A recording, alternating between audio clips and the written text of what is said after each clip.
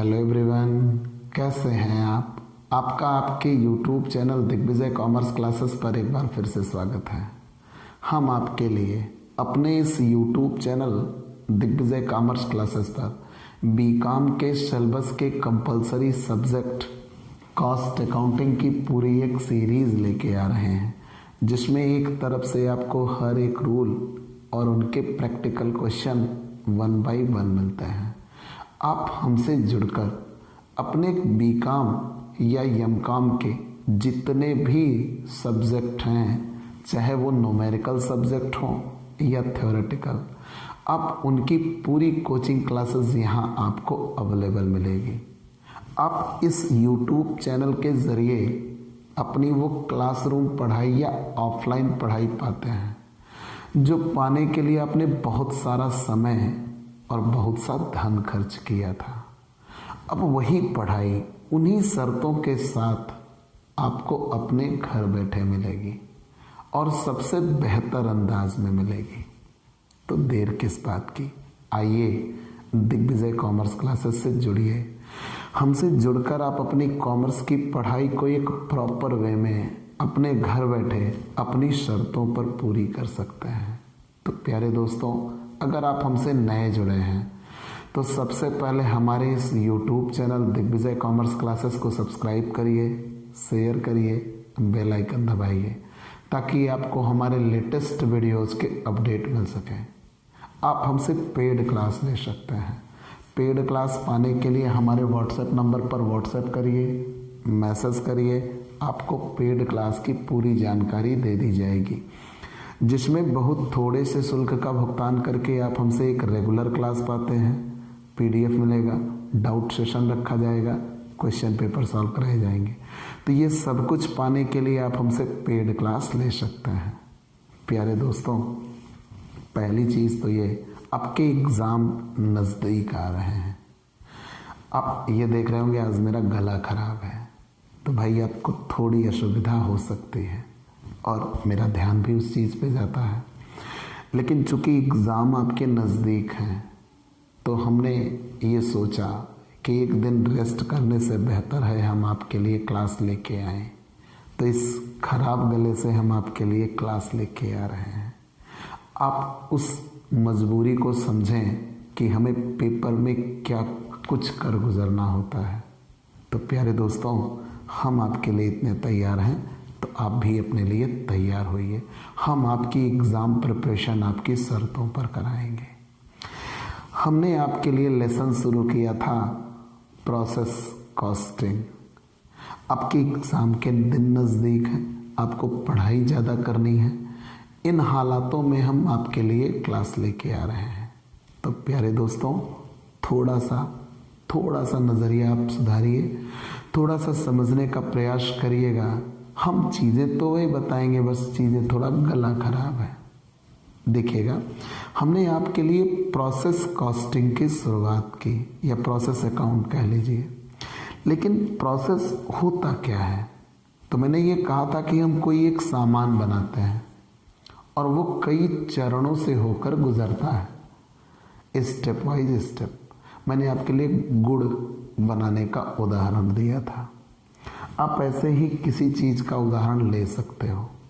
तो जब हम कोई सामान बनाते हैं, वो कई चरणों से होकर गुजरता है और प्रत्येक चरण एक प्रक्रिया कहलाता है। लेकिन इसमें मैंने ये कहा था कि जो पहली प्रक्रिया का उत्पाद होगा वो दूसरी प्रक्रिया के लिए, जो दूसरी प्रक्रिया का उत्पाद होगा वो तीसरी प्रक्रिया के लिए कच्चा माल बन जाता है।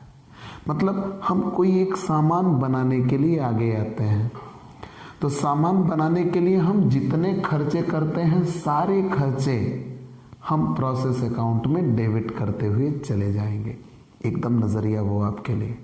हम जितने भी खर्चे करते चले जाएंगे, मटेरियल, लेबर, प्रत्यक्ष व्यय, अप्रत्यक्ष व्यय, कैसे भी खर्चे हों, सारे खर्चे हम डेबिट कर देंगे। जब सारे खर्चे हम डेबिट कर देंगे, तो सारे खर्चे डेबिट करने के बाद जो बन के तैयार हो, जो नुकसान हो, जो वेस्टेज हो जाए, वो सारी चीज़ें हम क्रेडिट कर देते हैं। ठीक, तो जब ये सारी चीज़ें हम क्रेडिट कर देते हैं एक तरफ से, प्रॉपर वे में हम आगे बढ़ते हुए चले जाएंगे। तो जितना भी खर्च होगा वो हमने डेबिट किया, जो बन के तैयार होगा, जो वेस्टेज होगा, जो स्क्रैप होगा, वो क्रेडिट हो जाता है। अब यही एक रूल मिल के आता है उपोत्पाद का, बाई प्रोडक्ट। डेफिनेशन जान लीजिए 2 नंबर के लिए, कि जब हम कोई सामान बना रहे हो, वो सामान तो बने, लेकिन उस सामान के साथ साथ कोई और सामान भी बन के तैयार हो गया, और जो दूसरा सामान बन के तैयार हुआ वो बाजार में बेचा जा सकता है, और उसका भी एक मूल्य है। अगर वो हमने बेच के कुछ कमाया तो उसकी वजह से हमारी लागतें बढ़ती हैं या घटती हैं? तो सीधी सी बात है, उसकी वजह से हमारी लागतें घटती हैं। जैसे उदाहरण ले लीजिए, आप सरसों की पेराई कराते हो सरसों के तेल को पाने के लिए, तो मुख्य उत्पाद वो सरसों का तेल है, लेकिन उसी के साथ साथ आपको खरी मिल जाती है, या खली भी कहा जाता है, और वो भी तो बाजार में बेची जा सकती है, उसका भी तो एक मूल्य होता है। तो अगर हमने खली बेच के कुछ कमा लिया, उससे हमारी लागतें घट जाएंगी। ठीक है, वो हम क्रेडिट साइड में दिखा देंगे। तो आप अपना दिमाग यहाँ एकदम साफ रखिएगा। हम प्रोसेस अकाउंट जब भी बना रहे हों, जितना खर्च करेंगे सारे खर्च डेबिट, जो बच जाएगा, जो नुकसान हो जाएगा, जो वापस कर दिया जाएगा, और अंत में जो बन के तैयार होगा, वो सारी चीज़ें क्रेडिट हो जाती हैं। ठीक है, तो इन्हीं नियमों के साथ क्वेश्चन नंबर 2। क्वेश्चन नंबर 2 ये कहता है कि एक उत्पाद पूर्ण होने से पूर्व 3 विभिन्न प्रक्रियाओं में से गुजरता है। जनवरी 2017 में 500 इकाइयों का उत्पादन हुआ और लागत पुस्तकों द्वारा निम्न सूचनाएं प्राप्त हुई। प्रक्रिया 1, प्रक्रिया 2, प्रक्रिया 3। सामग्री, प्रक्रिया 1 के लिए 3000, श्रम 2500 और प्रत्यक्ष व्यय 500। प्रक्रिया 2 की बात कर लेते हैं। प्रक्रिया 2 में सामग्री 1500, श्रम 2000 और प्रत्यक्ष व्यय 2100। प्रक्रिया 3 की बात कर लेते हैं। प्रक्रिया 3 में 1000 रुपये की सामग्री, श्रम 2500 का और प्रत्यक्ष व्यय 905। अप्रत्यक्ष व्यय 1400 रुपये के हुए, कुछ कहा नहीं है। तो अप्रत्यक्ष व्यय ये तीनों प्रक्रियाओं के लिए है। क्यों? क्योंकि ऊपर जो तीनों प्रक्रियाओं में अलग अलग चीज़ें थी वो तो अलग अलग दिखा दी गई, मटेरियल, लेबर और अन्य प्रत्यक्ष व्यय। अब ये एक साथ दिखाया गया इकट्ठा 1400 रुपये, ये तीनों प्रक्रियाओं के लिए होगा। हमें बांटना होगा। किस अनुपात में बांटेंगे? तो हमने पहले ही आपको बताया है, अप्रत्यक्ष व्यय का बंटवारा प्रश्न में स्पष्ट निर्देश दिया हो तो हम उसके अनुपात में बांटते हैं, और अगर कोई स्पष्ट निर्देश ना दिया हो तो हमेशा मजदूरी के अनुपात में बांटते हैं। तो यहाँ कोई स्पष्ट निर्देश नहीं है, तो किसके अनुपात में बटेगा? मजदूरी के अनुपात में बटेगा। आगे बढ़ जाते हैं। प्रक्रिया बी द्वारा उपोत्पाद 145 रुपये में बेचा गया। सी प्रक्रिया का अवशेष 160 रुपये में बेच दिया गया, और प्रत्येक प्रक्रिया का खाता बनाकर कुल लागत तथा प्रति इकाई उत्पादन लागत ज्ञात कीजिए। तो चलिए हम तीनों प्रोसेस का अलग अलग अकाउंट बनाते हैं, process first, process second, process third. ठीक है, आइए देखते हैं। भाई मैंने पहले ही बताया है, ये टॉपिक जो होता है थोड़ा लेंदी होता है। लेंदी क्यों? क्योंकि आप एक एक प्रोसेस बनाने के लिए आइएगा ना, तो एक क्वेश्चन में ही उलझे रह जाइएगा। चूँकि स्टार्टिंग है इसलिए मैं आपको बेहतर तरीके से समझा दे रहा हूँ। Process first, question number 2, process first account. ठीक है, क्वेश्चन नंबर 2, यहाँ यूनिट, यहाँ अमाउंट, फिर यहाँ यूनिट और अमाउंट। ठीक है, यूनिट, अमाउंट यूनिट अमाउंट। चलिए इतने हो गए। Unit amount, unit amount process first के लिए हमने बना लिया। हमें जितने भी प्रोसेस बनाने हैं सबका भाई फॉर्मेट रखना होगा, तो चूंकि बार बार वो काम ना करना पड़े हम एक साथ सारे फॉर्मेट आपके लिए तैयार कर लेते हैं। सारे फॉर्मेट ये प्रोसेस फर्स्ट के लिए हमने बना दिया। फिर आइए हम पहले पूरा जितने भी प्रोसेस बनाने हैं, process first, process second, process third, सब के लिए हम एक एक बना लेते हैं। Process second, process second, particular के बाद unit amount, particular unit amount. ठीक है, ये रहा प्रोसेस सेकंड, पार्टिकुलर।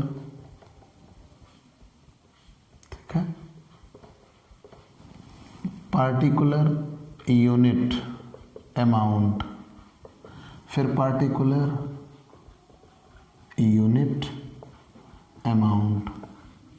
ठीक, चलिए ऐसे ही प्रोसेस थर्ड भी हम बना लेंगे। हमने कहा पहले पूरा हम फॉर्मेट बना ही लेते हैं, फिर एक एक को हम यहाँ सेटअप करते हुए चले जाएंगे। ठीक है, process third account, unit amount, unit amount, ये रहा यूनिट अमाउंट, फिर यूनिट अमाउंट। अब सोचिएगा आप इतना अनप्रोडक्टिव काम मैं कर रहा हूँ, अब ये सब तो आप जानते ही हो, तो मैं नेक्स्ट आपसे ये चीज़ें नहीं बनाऊंगा तो भी चलेगा। चलिए देखते हैं। तो इसीलिए मैंने कहा ना प्रोसेस जो होता है वो थोड़ा सा अनप्रोडक्टिव कामों में आ जाता है। एक उत्पाद, अब हम एक एक करके चलते हैं।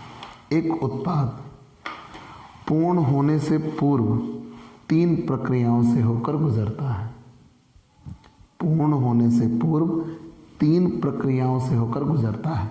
तो process first, process second, process third, हम तीनों प्रक्रिया के लिए अलग अलग बनाएंगे। तो सबसे पहले प्रोसेस फर्स्ट में हम आ गए, तो जितने खर्चे हुए हैं सारे खर्चे हम डेबिट करते हैं। तो सबसे पहले जनवरी 2017 में 500 इकाइयों का उत्पादन हुआ, तो टू रॉ मटेरियल। अब हम ये मान लेंगे कि रॉ मटेरियल हमने कितने यूनिट लगाया, 500 यूनिट लगाया। चूँकि उत्पादन हमें जितना करना फिर उसे हम इतना मान लेंगे। आगे बढ़ जाते हैं, कितने रुपए का, 3000 का। लेबर कितने रुपए खर्च रहा है, 2500। सिर्फ हम प्रोसेस फर्स्ट की बात कर रहे हैं। और डायरेक्ट एक्सपेंस, 2 डायरेक्ट एक्सपेंस, और डायरेक्ट एक्सपेंस कितने रुपए रहा है, 500। ठीक है, यहाँ तक तो कहीं कोई दिक्कत नहीं। हमें कोई सामान बनाना है, सामान 3 प्रक्रियाओं से होकर गुजरेगा। पहले हम पहली प्रक्रिया, फिर दूसरी प्रक्रिया, फिर तीसरी प्रक्रिया। Process first, process second, process third. Process first में हमने ये दिखाया जितना हमने खर्च किया हमने डेबिट कर दिया, to raw material, to labour और टू डायरेक्ट एक्सपेंस, सारे खर्चे डेबिट। यहाँ तक तो कहीं कोई दिक्कत ना हुई होगी, बिल्कुल। अब बेहतर तरीके से ये जानते हैं, लेकिन अब यहीं आगे ये दिया है अप्रत्यक्ष व्यय। अप्रत्यक्ष व्यय, और अप्रत्यक्ष व्यय दिए हुए हैं 1400 रुपये। तो अप्रत्यक्ष व्यय चूंकि तीनों प्रक्रियाओं में एक साथ दे रखा है, मटेरियल अलग दिया है, लेबर अलग दिया है, प्रत्यक्ष व्यय अलग अलग दिए हैं, हम अलग अलग मानेंगे। लेकिन अप्रत्यक्ष व्यय नीचे, जहाँ पे ये सारी सूचनाएं नीचे लिखा हुआ है 1400 रुपये, मतलब वो तीनों प्रक्रियाओं के लिए है। अब अगर वो तीनों प्रक्रियाओं के लिए है तो उसे हमें अलग अलग करना होगा। तीनों प्रक्रियाओं के लिए है, उसे हमें अलग अलग करना होगा। हम एक एक करके आते हैं। तो अप्रत्यक्ष व्यय हमेशा मजदूरी के अनुपात में बांटे जाते हैं। तो वेजेज या लेबर का रेशियो निकालते हैं, वेजेज रेशियो। तो तीनों प्रक्रियाओं में देखिए मजदूरी किस अनुपात में बटी है। तो मजदूरी है 2500 अनुपात 2000 अनुपात 2500, ठीक है। 2500 अनुपात 500 और 2000 अनुपात 2500। 500 से कट जाएगा 5 अनुपात 4 अनुपात 5, मतलब 5 अनुपात 4 अनुपात 5। टोटल कितने रुपए? 14।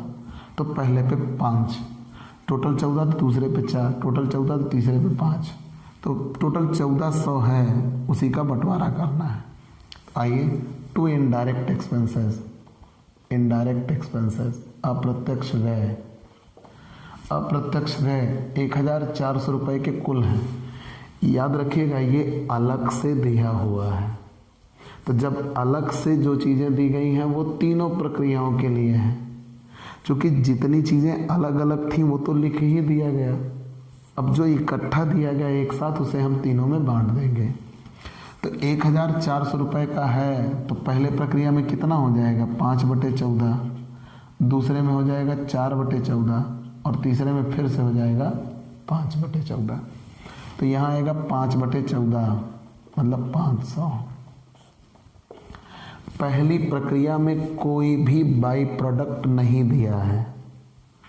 पहली प्रक्रिया में कोई भी उपोत्पाद नहीं दिया। यहाँ दिया है प्रक्रिया बी के उपोत्पाद हैं और प्रक्रिया सी का अवशेष। तो प्रक्रिया बी में कोई उपोत्पाद, प्रक्रिया ए में कोई उपोत्पाद नहीं है, बाई प्रोडक्ट नहीं है। मैंने अभी आपको बताया बाई प्रोडक्ट कहते किसे हम जो सामान बनाना चाह रहे हैं वो बने, उसके साथ कोई और सामान बन के तैयार हो जाए जिसे बाजार में बेचा जा सकता हो, उसे ही बाई प्रोडक्ट कहते हैं। तो बाई प्रोडक्ट यहाँ दिया नहीं है, तो जो लगाया वो सीधा बन के तैयार हो गया बाई ट्रांसफ़र, और यही अगली प्रक्रिया में भेज दिया जाएगा टू प्रोसेस सेकेंड अकाउंट। क्योंकि आपने पढ़ा है पहली प्रक्रिया का उत्पाद उसकी अगली प्रक्रिया के लिए कच्चा माल होता है। तो कितने रुपए का खर्च हुआ? 6500। कितनी यूनिट? 500 यूनिट बना रहे थे, 500 यूनिट बना रहे थे, 6500 का खर्च आया। क्लियर? अब 500 यूनिट बना रहे थे, 6500 का खर्च आया, तो यही कुछ घटा नहीं है तो यहाँ पूरा 500 यूनिट होगा, कुछ घटा नहीं है तो यहाँ पूरा 6500 होगा। मतलब जो सामान बन के तैयार हुआ 500 सामान बन के तैयार हुआ है, और कितने रुपए में बन के तैयार हुआ है? 6500 में। चलिए मान लिया, तो कास्ट पर यूनिट क्या रही? 6500 में 500 सामान बन के तैयार हुआ, मतलब एक सामान के लिए कितने रुपए रहा है? 13 रुपये। एक सामान के लिए कितने रुपए रहा? 13 रुपये। ठीक, मतलब अगर ये सामान पहली प्रक्रिया से ही बेच दिया जाए तो कितने रुपए का बिके? 13 रुपये से ज़्यादा पे। ठीक, फिर से जान लीजिए भाई, मैंने पहले ही कहा है मेरा गला खराब है, मुझे बोलने में बहुत दिक्कत हो रही है। आपकी क्लास ना रुके इसलिए हम ये चीज़ें लेके आ रहे हैं। तो भाई एक क्वेश्चन आपको बेहतर तरीके से मैं समझा दूंगा, अगले दिन थोड़ी स्पीड बढ़ेगी, तो आप बेहतर तरीके से जान लीजिए। यहाँ क्वेश्चन ये दिया, मैं एक क्वेश्चन ही आज लगाऊंगा, उससे ज़्यादा नहीं लगाऊंगा। मैंने कहा यहाँ देखेगा, हम ये बाई प्रोडक्ट इम्पोर्टेंट क्वेश्चन है इसलिए हम ये लेके आ गए। यहाँ चीज़ें ये कही गई हैं कि हमें एक सामान बनाना है और वो 3 प्रक्रियाओं से होकर गुजरेगा, तो हमें तीनों प्रक्रिया के लिए अलग अलग बनाना होगा। पहले हम पहली प्रक्रिया के लिए, फिर दूसरी प्रक्रिया के लिए, फिर हम तीसरी प्रक्रिया के लिए, हमें तीनों प्रक्रियाओं के लिए अलग अलग बनाना होगा। तो जितने भी खर्चे हमने किए सारे खर्चे हमने डेबिट कर दिए जो स्पष्ट रूप से बुक में दिए गए थे। अब अप्रत्यक्ष व्यय दिया हुआ है 1400 रुपये, और वो तीनों सिचुएशन के बाहर लिखा है, तो मतलब वो तीनों के लिए है, और बटे बराबर बराबर बांट नहीं सकते क्योंकि तीनों में प्रक्रियाएं तो अलग अलग हैं। तो जब कभी ऐसे हालात बनते हैं कि किस अनुपात में बांटें, तो प्रश्न में जो सूचना दी रहे उसके अनुपात में बटेगा, और अगर प्रश्न में कोई सूचना नहीं है तो मजदूरी के अनुपात में बटता है। किसके अनुपात में? मजदूरी के अनुपात में बटता है। चलिए हमने मान लिया। अब मजदूरी के अनुपात हमने निकाल लिया, तो मजदूरी का अनुपात निकल गया 2500, 2000 और 2500, 5:4:5। इसी अनुपात में अप्रत्यक्ष व्यय बांट दिया। अब पहली प्रक्रिया में कोई बाई प्रोडक्ट नहीं, कोई वेस्टेज नहीं, मतलब कहीं से कुछ मिल नहीं रहा और कहीं पे कोई नुकसान नहीं हो रहा। तो मतलब जो सामान हमने बनाया, 500 सामान बनाने के लिए लगाया 6500 रुपये का, तो 500 सामान लगा है 6500 रुपये में, वही उतना बन के तैयार हो गया। तो मतलब एक सामान कितने रुपए का है? 13। अब आपने ये पढ़ा है डेफिनेशन कि जो पहली प्रक्रिया का उत्पाद होता है वही दूसरी प्रक्रिया के लिए कच्चा माल बनता है। तो हम आ जाते हैं प्रोसेस सेकंड। तो जहाँ पे पहले ने बनाना छोड़ दिया, दूसरा वहीं से, मतलब ये यहीं से शुरुआत होगी। तो 2, पहली प्रक्रिया का उत्पाद दूसरी प्रक्रिया के लिए क्या बन जाएगा? कच्चा माल। तो 2 ट्रांसफर्ड। हम ये दिखाए थे यहाँ कि हम पहली प्रक्रिया से दूसरी प्रक्रिया में भेज दिए। हमने ये दिखाया कि जो सामान बना वो सीधे दूसरी प्रक्रिया में जाएगा। अब दूसरी प्रक्रिया बना रहे हैं तो हम दिखाएंगे कि पहली प्रक्रिया से आया। 2 transferred from process first. Process first से आया, वो भी कितना सामान? 500 सामान, 6500 रुपये का। अब अन्य खर्चे दिखाते हुए चलते हैं। अन्य खर्चों में देखिए ज़रा क्या दिया है प्रोसेस सेकंड में। 1500 रुपये का मटेरियल 1500 रुपये का खर्च है, इसलिए डेबिट कर रहे हैं। ठीक है, मटेरियल 1500 का। मटेरियल के बाद लेबर 2000 का, ये अन्य खर्चे हैं। लेबर 2000। लेबर के बाद डायरेक्ट एक्सपेंस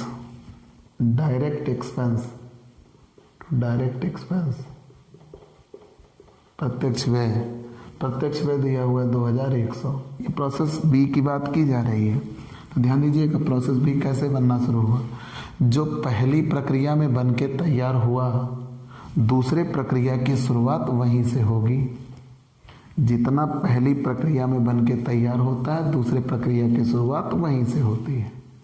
तो 2 ट्रांसफर्ड फ्रॉम प्रोसेस फर्स्ट, हमें दिखाते हैं कि प्रोसेस फर्स्ट से इतना आया 500 यूनिट 6500 रुपये का।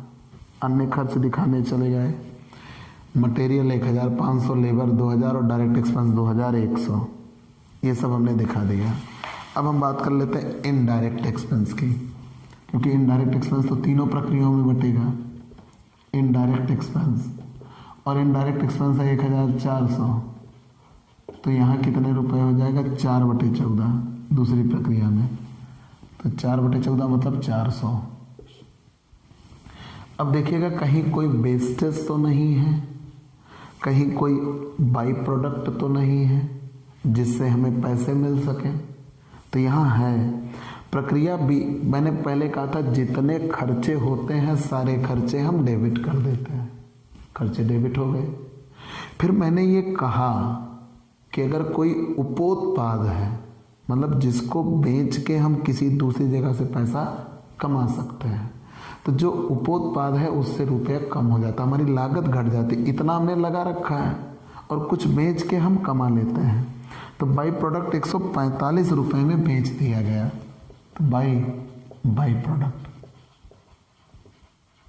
145 रुपये में। अब यहाँ देखना बेटा, कई ऐसे क्वेश्चन आएंगे जिसमें आपको यूनिट दिया गया होगा, तो जितना सामान बेचा जाएगा वो यूनिट में लिखा जाएगा और जितने रुपए में बेचा जाएगा वो अमाउंट में लिखा जाएगा। ठीक, तो यहाँ साफ तौर पे कहा है कि 145 रुपये में बेच दिया गया, मतलब अमाउंट है।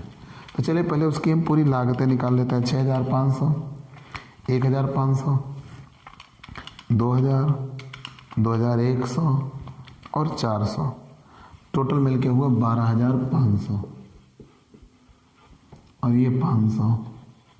ठीक, 12,500 और ये 500 यहाँ आ जाते हैं। 12,500 होना चाहिए और ये 500 होना चाहिए। ठीक, अब मुद्दा ये बना कि जो चीज़ें यहाँ ऑलरेडी पहले से आ चुकी हैं, यही यूनिट का जोड़ यूनिट में लिखा जाता है, अमाउंट का जोड़ अमाउंट में लिखा जाता है। तो बाई ट्रांसफ़र अब जो वेस्टेज हुआ या बाई प्रोडक्ट हुआ वो तो निकल गया, बाई प्रोडक्ट उत्पाद। मैंने कहा था ना, जो सामान हम बनाना चाहें वो तो बने, उसके साथ साथ कोई और सामान भी बन के तैयार हो जाए जिसे बाजार में बेचा जा सकता हो, वही बाई प्रोडक्ट कहलाता है। तो by transfer to process third. अब यहाँ 500 में से कुछ नहीं निकला, मतलब पूरे 500 सामान जाएंगे। अब 12,500 में से 145 माइनस हो गया तो 12,355 बचा। तो यहाँ कॉस्ट पर यूनिट 12,355 बचा, लगा रुपए, मतलब जो सामान बन के तैयार हुआ। अब देखिएगा, अमाउंट से अमाउंट एडजस्ट होता है, यूनिट से यूनिट। हम ये कह रहे हैं कि हमने 500 सामान लगाया है, अब हम ये कह रहे हैं कुल खर्च 12,500 हो चला है, 500 यूनिट में 12,500 रुपये में, लेकिन अमाउंट से अमाउंट एडजस्ट हो गया तो 12,500 से 145 घट गया तो केवल 12,355 बचा। तो कॉस्ट पर यूनिट, तो 12,355 रुपये में कितने सामान बन रहे हैं? 500, मतलब एक सामान 24 रुपये 71 पैसे का। ठीक, अब हम आ गए प्रोसेस थर्ड पे। प्रोसेस थर्ड, तो जो दूसरी प्रक्रिया में बनके तैयार हुआ वही तीसरी प्रक्रिया के लिए कच्चा माल होगा। मैंने बार बार बताया कि जो एक प्रक्रिया में बनके तैयार होता है वही दूसरी प्रक्रिया के लिए कच्चा माल हो जाता है। तो to transferred from process second account to transferred from process second account. ठीक है, to transferred from process second account, to transferred from process second account. कितना? 500 यूनिट और 12,355 रुपये। 500 यूनिट और 12,355 रुपये का सामान बनके तैयार हुआ था। 500 सामान बना था और 12,355 रुपये का खर्च हो चुका था दूसरी प्रक्रिया के पहुंचते पहुंचते। अब हम तीसरी प्रक्रिया में आ गए। जो दूसरी प्रक्रिया में बना, आपने ये जाना है कि प्रोसेस होता ही यही है कि एक प्रक्रिया का उत्पाद उसकी अगली प्रक्रिया के लिए कच्चा माल बन जाता है। तो जो पहली प्रक्रिया में बनके तैयार हुआ वो दूसरी के लिए, और जो दूसरी में बनके तैयार हुआ वो तीसरी के लिए। तो प्रत्येक प्रक्रिया का उत्पाद उसकी अगली प्रक्रिया के लिए कच्चा माल बन जाता है। तो यहाँ पहली प्रक्रिया में जो बना था वो दूसरी में ट्रांसफ़र हो गया, दूसरी में जो बना वो तीसरी में ट्रांसफ़र हो गया। ठीक है, अब तीसरी प्रक्रिया के खर्च देख लेते हैं। मटेरियल, तीसरी प्रक्रिया का खर्च, मटेरियल 1,000 दिया हुआ है, लेबर 2,500 दिया हुआ है, फिर उसके बाद डायरेक्ट एक्सपेंसेस, प्रत्यक्ष व्यय जिसे कहते हो, डायरेक्ट एक्सपेंसेस दिया हुआ है 905 का, अप्रत्यक्ष व्यय इनडायरेक्ट एक्सपेंसेस, इनडायरेक्ट एक्सपेंसेस अप्रत्यक्ष व्यय है 1,400, तो गुणे 5/14, मतलब टोटल कितने रुपए हो गया? 500 अप्रत्यक्ष व्यय। ठीक है, मैंने आपसे पहले ही कहा प्रत्येक प्रक्रिया का उत्पाद उसकी अगली प्रक्रिया के लिए कच्चा माल बना। अब इस प्रक्रिया विशेष पर जितने खर्च हुए वो भी हमने यहाँ दिखा दिया। फिर अप्रत्यक्ष व्यय का तो बंटवारा तीनों में होगा, वो तीनों में तीसरे में कितना जाएगा? 5/14, हमने वो बांट दिया। तो एक उत्पाद 3 प्रक्रियाओं से होकर गुजरता है। अब दूसरी प्रक्रिया में तो बाई प्रोडक्ट लिखा था, लेकिन तीसरी प्रक्रिया में लिखा है अवशेष बेचा। अवशेष, और अवशेष को रेसिडुअल बोला गया है। तो बाई सेल ऑफ रेसिडुअल, क्योंकि जब अवशेष बेच देंगे तो उससे भी हमें आय प्राप्त होगी। तो जिस किसी भी चीज़ से हमें आय प्राप्त हो उससे हमारी लागतें कम हो जाती हैं। तो हमने जितना खर्च कर रखा है वो डेबिट करता है, जो पिछली प्रक्रिया से आया वो, जो इस प्रक्रिया विशेष का खर्च था वो, और प्लस जो अप्रत्यक्ष व्यय हुआ है उसमें इनकी हिस्सेदारी कितनी रही है, तो ये सब हमने जोड़ देना है। तो यहाँ अवशेष बेचा गया, वो भी कितने रुपए में, 160 रुपए में अवशेष बेचा गया है। तो यहाँ 500 सामान हुआ, ज़रा इसका जोड़ लगा लेते हैं, 12,355 प्लस 1,000, 2,500, 905 और 500, 17,260। तो 17,260 और टोटल कितने सामान, 500 सामान, 160 ये निकल गया है। तो मतलब कितने रुपए में बन के तैयार हुआ, 17,100 में। भाई 17,260 में से 160 रुपये हमने कमा लिया है, तो जब हमने कमा लिया वो माइनस हो जाएगा, तो तुरंत बचेगा 17,100। यूनिट कुछ नहीं दिया, मतलब 500 सामान बना, तो जो बन के तैयार हुआ वो अगली प्रक्रिया में ट्रांसफ़र हो जाएगा। भाई transfer to process finished stock, क्योंकि जब थर्ड प्रक्रिया हम बनाते हैं तो फिनिश्ड स्टॉक लिखते हैं। तो कॉस्ट पर यूनिट कितना आई, 17,100 में सामान बन के तैयार हो गया, वो भी कितने सामान, 500 सामान। 17,100 में 500 सामान बन के तैयार हुआ, मतलब 34 रुपये 20 पैसे, 34 रुपये 20 पैसे। ठीक, तो पूरी बात क्या बनी, अगर कोई सामान हम बना रहे हैं और वो कई चरणों से होकर गुजरता है और हर एक चरण एक प्रक्रिया कहलाता है, तो प्रत्येक प्रक्रिया का उत्पाद उसकी अगली प्रक्रिया के लिए कच्चा माल बनेगा। कैसे बनाते हैं, हम जितना भी खर्च करते हैं सारे खर्च हम डेबिट करते हैं, सारे खर्च। जब सारे खर्च हम डेबिट कर चुके हों तो जो बच जाए, जो वेस्टेज हो जाए, जो स्क्रैप हो जाए, तो वो सारी चीज़, या जो नुकसान हो जाए वो सारी चीज़ें हम क्रेडिट कर देते हैं। और क्रेडिट करने के बाद अगर बाई प्रोडक्ट से हमें मिल जाए तो वो भी क्रेडिट कर देते हैं, क्योंकि उससे हमें आय हुई। आप ये दिखाइएगा कोई नुकसान ना हो, कोई आय ना हो, सिर्फ खर्चे हों तो डेबिट में।